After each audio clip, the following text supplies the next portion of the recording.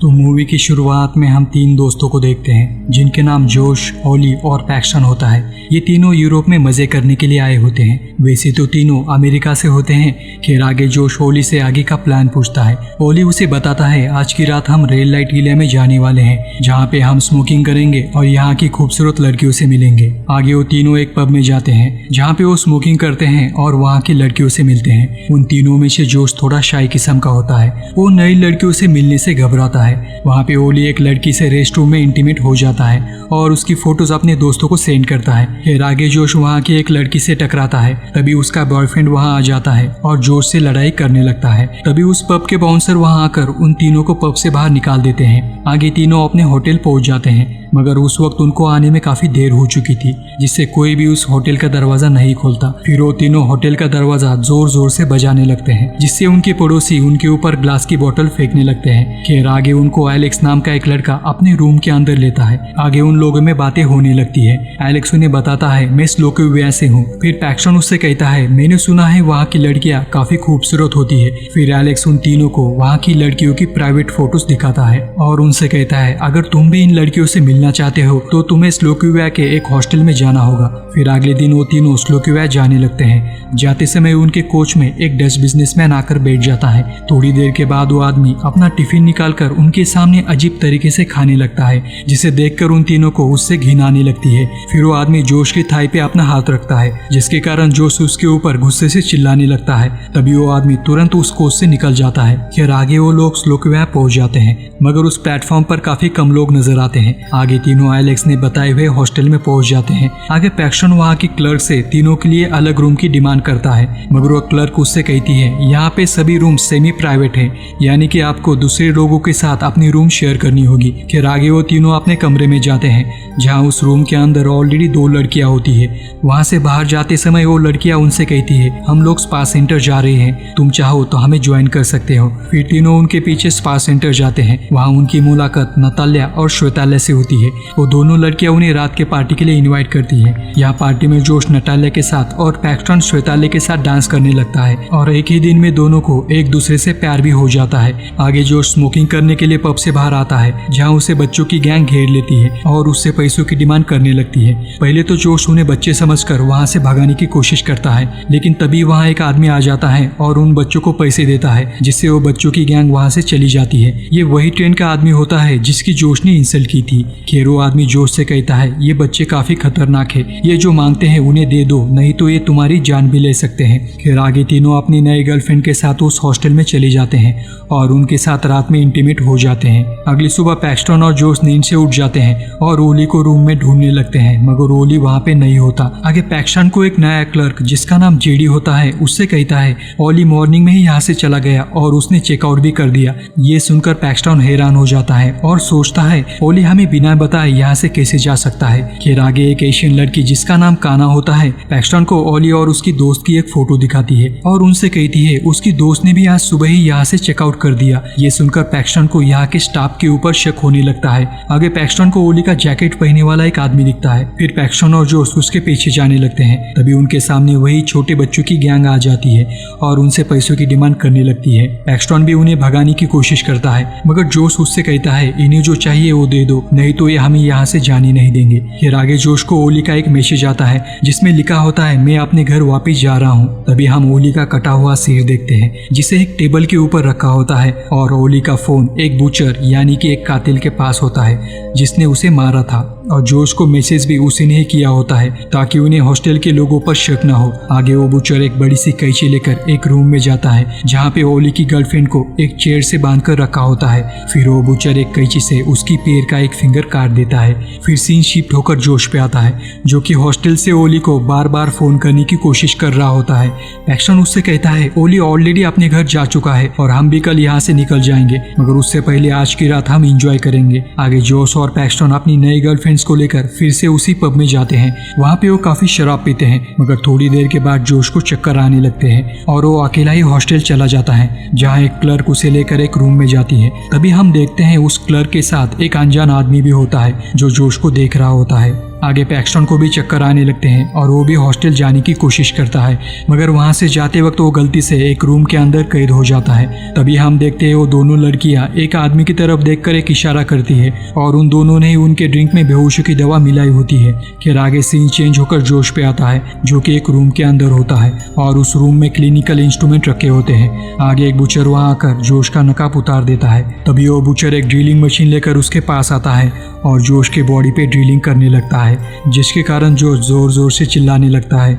आगे वो बुचर अपना मास्क उतार देता है तो जोश देखता है ये वही ट्रेन का आदमी होता है। जोश उससे पूछता है तुम मेरे साथ ऐसा क्यों कर रहे हो। वो आदमी उससे कहता है मैं बचपन में डॉक्टर बनना चाहता था, मगर जब भी मैं किसी बॉडी के ऊपर प्रैक्टिस करता था तो मेरे हाथ कांप जाते थे और इसीलिए अब मैं जिंदा लोगों के ऊपर प्रैक्टिस करता हूँ। जोश उससे रोकर विनती करता है कि मुझे यहाँ से जाने दो। जोश उसे पैसे देने के लिए भी तैयार हो जाता है, मगर वो बुचर उसकी एक बात नहीं सुनता और उसका गला काट कर उसे मार देता है। फिर सीन शिफ्ट होकर पैक्सटन पे आता है। उसे एक लड़का उस रूम से बाहर निकालता है। आगे पैक्सटन वहाँ से उस हॉस्टल में चला जाता है। उस हॉस्टल का क्लर्क उससे कहता है तुमने आज सुबह ही यहाँ से चेकआउट किया था। ये सुनकर पैक्सटन हैरान हो जाता है। पैक्सटन उससे कहता है उसने चेकआउट नहीं किया था। फिर पैक्सटन उससे एक दिन के लिए रूम लेता है। आगे पैक्सटन उस रूम में जाता है तो उसे वहाँ पर दो नई लड़कियां मिलती है। वो पैक्सटन से कहती है हम स्पा सेंटर जा रहे हैं, तुम चाहो तो हमें ज्वाइन कर सकते हो। पैक्सटन को याद आता है जब वो तीनों यहाँ पे पहली बार आए थे तब श्वेतालय और नतालय ने भी उसे यही कहा था। पैक्सटन को उनकी सब गेम समझ में आने लगती है और उसे पक्का यकीन हो जाता है कि ओली के गायब होने के पीछे इसी हॉस्टल के लोगों का हाथ है। फिर पैक्सटन जोश को उस हॉस्टल में ढूंढने लगता है, मगर जोश उसे कहीं पर भी नजर नहीं आता। पैक्सटन जोश को कॉल करने की काफी कोशिश करता है, मगर उसका फोन आउट ऑफ रेंज आता है। आगे उसे श्वेतालय एक कार से कहीं जाते हुए दिखाई देती है। पैक्सटन उसे आवाज लगाता है, मगर वो उसे नजरअंदाज करते हुए वहाँ से निकल जाती है। फिर पैक्सटन ओली और उसकी गर्लफ्रेंड की एक फोटो देखता है जिसे उनके पीछे एक टावर दिखाई देता है। फिर पैक्सटन उस टावर को उस शहर में सर्च करने लगता है। तभी उसका फोन छीनकर छोटे बच्चे की गैंग वहाँ से भागने लगती है। पैक्सटन एक बच्चे को पकड़ लेता है और उसका गला दबाना चालू करता है, मगर उस बच्चे के पास उसका फोन नहीं मिलता। फिर पैक्सटन को उस बच्चे पर दया आती है और उसे छोड़ देता है। आगे पैक्सटन को जोश की एक गर्लफ्रेंड एक होटल में जाती हुई दिखाई देती है। पैक्सटन उसका पीछा करते हुए अंदर चला जाता है। पैक्सटन उससे जोश के बारे में पूछता है। श्वेतालय उसे कहती है कल रात हम एक आर्ट म्यूजियम देखने के लिए गए थे। आगे पैक्सटन उसे कहता है मुझे भी उस आर्ट म्यूजियम में लेकर चलो। फिर श्वेतालय और पैक्सटन एक कार से उस म्यूजियम में जाने लगते हैं। वहाँ पे काफी टाइट सिक्योरिटी होती है और वो बिल्डिंग दिखने में काफी डरावनी होती है। आगे पैक्सटन वहाँ के आदमी को उस बिल्डिंग के अंदर की आर्ट गैलरी के बारे में पूछता है। वो आदमी उसे बताता है मैंने अंदर काफी एंजॉय किया, मगर तुम अपने सारे पैसे मत लगाना। आगे दोनों अंदर जाने लगते हैं। टिकट काउंटर पे पैक्सटन उससे पूछता है मुझे कितने पैसे देने होंगे।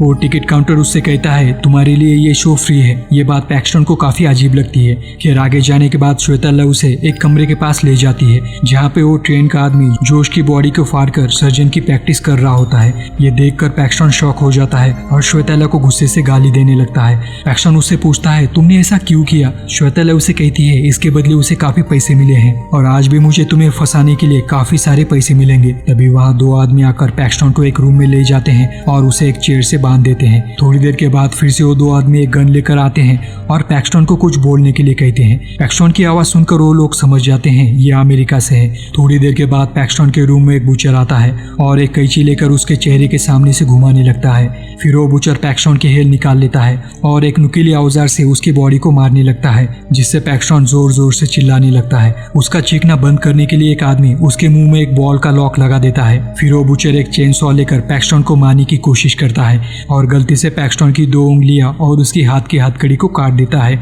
जिससे पैक्सटन जोर जोर से चिल्लाने लगता है। आगे पैक्सटन चेयर से उठ जाता है, मगर अभी भी उसके पैर लॉक से बंधे होते हैं। आगे वो बुचर चेन सॉ लेकर पैक्सटन को मारने ही वाला होता है, मगर फ्लोर पे पड़े ब्लड के कारण वो स्लिप हो जाता है और चेन सॉ की मशीन उसके पैर के ऊपर गिर जाती है, जिससे उस बुचर का एक पैर कट हो जाता है। या पैक्सटन उस चेयर से अपने आप को छुड़ाने की कोशिश कर रहा होता है। फिर से वो बुचर चेन सॉ उठाने की कोशिश करता है। आगे पैक्सटन टेबल पे रखी गन से उस बुचर को गोली मार देता है। गोलियों की आवाज सुनकर वहाँ पे सिक्योरिटी गार्ड्स आ जाते हैं। पैक्सटन उन्हें भी गोलियों से मार देता है और उस बुचर की ड्रेस पहनकर उस रूम से बाहर निकल जाता है। तभी उसे 3 सिक्योरिटी गार्ड्स उसकी तरफ आते हुए दिखते हैं। उन्हें वहाँ आता देखकर पैक्सटन दूसरे रूम में जाकर छुप जाता जाता है। उस रूम में वहाँ मारे हुए लोगों की लाशें होती है जिन्हें एक ट्रॉली में रखा होता है। तभी दूसरे रूम से एक बुचर वहाँ आ जाता है, जिसे देखकर पैक्सटन उस ट्रॉली के नीचे छुप जाता है। आगे वो बुचर उस ट्रॉली को लेकर एक क्रिमेंटेशन रूम में जाता है, जहाँ पे पैक्सटन को जोश की डेड बॉडी दिखाई देती है। फिर वो बुचर हर एक बॉडी को लेकर उसके टुकड़े करके उसे आग में फेंक रहा होता है। फिर पैक्सटन एक हथौड़े से उस बुचर को मार देता है और वहाँ से भागकर एक रूम में चला जाता है, जहाँ पैक्सटन उस बुचर का ड्रेस उतार देता है और एक कोट को वेयर करता है। तभी वो विंडो से बाहर देखता है तो यहाँ की पुलिस भी इन लोगों से मिली हुई होती है। खैर तभी उस रूम में एक आदमी आ जाता है और पैक्सटन से पूछता है, आज तुमने किसको मारा? पैक्सटन उसे कुछ जवाब नहीं देता। फिर वो आदमी आगे कहता है, मुझे तो एशियन लोगों को मारने में बड़ा मजा आता है। फिर पैक्सटन उस बिल्डिंग से बाहर निकल जाता है और एक कार लेकर भागने की कोशिश करता है, मगर तभी उसे काना की चिल्लाने की आवाज आती है। ना चाहते हुए फिर भी पैक्सटन उसे बचाने के लिए उस फैक्ट्री में दोबारा जाता है, जहाँ पे वही आदमी काना की आंख को जला रहा होता है। ये देखकर पैक्सटन उसे गोली मार देता है और काना को लेकर कार से भागने लगता है। तभी उनका पीछा वहाँ के गुंडे करने लगते हैं। आगे सिटी में जाने के बाद पैक्सटन की कार के आगे एक वैन आकर खड़ी हो जाती है, जिससे वो वही रुक जाता है। तभी वहाँ पे बच्चों की छोटी गैंग आ जाती है। फिर पैक्सटन उनको एक चिंगम से भरा बैग देता है और उनसे कहता है, जब यहाँ दूसरी कार आए तो उन्हें यहाँ से जाने मत देना। आगे उसके सामने की वैन वहाँ से चली जाती है। पैक्सटन को आगे एलेक्स और उसकी गर्लफ्रेंड्स दिखाई देती है, जिससे पैक्सटन को यहाँ का पूरा गेम समझ में आ जाता है। एलेक्स दूसरी कंट्री से आए हुए लड़के को स्लोवाकिया के हॉस्टल में भेज देता है और यहाँ की लड़कियां पैसों के लिए उनको अपने प्यार के जाल में फंसा लेती है और उन्हें उस फैक्ट्री में ले जाकर बेच देती है। खैर पैक्सटन अपनी कार से उन तीनों को उड़ा देता है, जिससे उन तीनों की मौके पे ही मौत हो जाती है। आगे सिक्योरिटी गार्ड्स की कार उनका पीछा करते हुए वहाँ पे आ जाती है, मगर छोटे बच्चों की गैंग उनकी कार को रोक लेते हैं और उनको जान से मार देते हैं। फिर पैक्सटन रेलवे स्टेशन की तरफ जाने लगता है, मगर रोड पे पुलिस पैक्सटन और काना को ढूंढ रही होती है। फिर पैक्सटन अपनी कार को वही छोड़ देता है और काना को लेकर रेलवे स्टेशन पर पहुंच जाता है। फिर काना को अपना चेहरा एक आईने में दिखता है, जिसे देखकर वो काफी निराश हो जाती है और वहाँ पे आ रही एक ट्रेन के आगे कूदकर अपनी जान दे देती है। आगे पैक्सटन उस ट्रेन में बैठकर उस शहर से निकल जाता है। तभी उस ट्रेन में पैक्सटन को उसी आदमी की आवाज सुनाई देती है जिसने जोश को मारा था। आगे वो आदमी एक स्टेशन पर उतरकर एक रेस्ट रूम में जाने लगता है। यहाँ पैक्सटन भी उसके पीछे वहाँ चला जाता है। जब वो आदमी रेस्ट रूम में होता है तो पैक्सटन उसके सेल में एक कार्ड फेंकता है, जिसपे लिखा होता है इलाइट हंटिंग। जैसे ही वो आदमी उस कार्ड को उठाने की कोशिश करता है, पैक्सटन उसका हाथ पकड़ लेता है और उसकी 2 उंगलियां काट देता है। फिर वो अंदर जाकर उसका गला काटकर उसे मार देता है, जैसे उसने जोश को मारा था। फिर पैक्सटन एक ट्रेन में बैठकर वहां से चला जाता है और ये फिल्म यहीं पे खत्म हो जाती है। तो जाते समय चैनल को लाइक और सब्सक्राइब करना ना भूलना। तो मिलते हैं अगले वीडियो में। Till then bye.